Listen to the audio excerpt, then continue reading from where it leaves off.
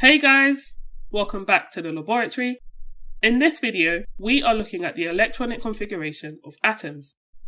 By the end of this video, you should be able to describe how electrons are arranged in an atom, draw and write the electronic configurations of elements, and explain the relationship between the electronic configuration of an atom and its position in the periodic table. So, let's go! Electrons are negatively charged particles located on the electron shells of an atom. The electronic configuration tells us how these electrons are arranged on the shells. The first electron shell of an atom can hold a maximum of 2 electrons, whereas the second and third electron shells can hold a maximum of 8 electrons. Now, there are a few key points to be aware of when discussing the electronic configuration of an atom. Firstly, electrons are filled from the innermost shell outwards.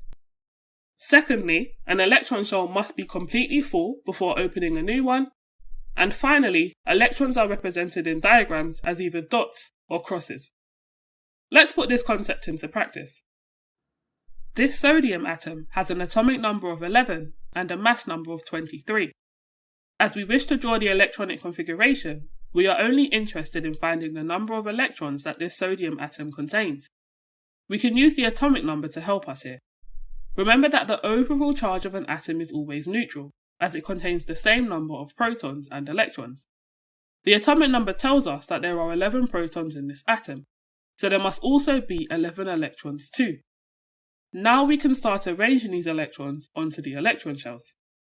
We start by filling the innermost shell, which is the shell closest to the nucleus.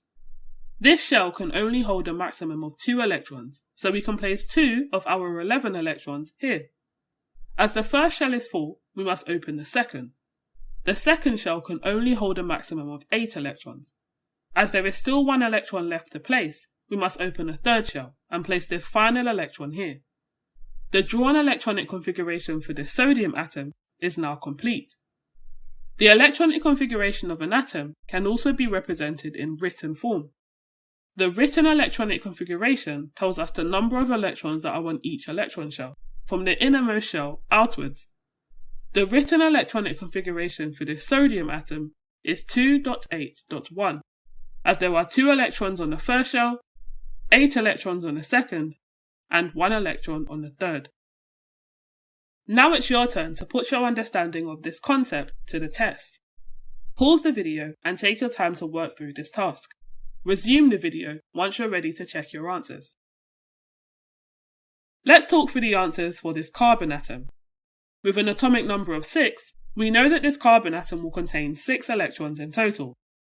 2 of these electrons can be positioned onto the first electron shell, but a second shell must be opened as the first is now filled. The remaining 4 electrons can be placed onto this second electron shell. The written electronic configuration for this carbon atom is 2.4.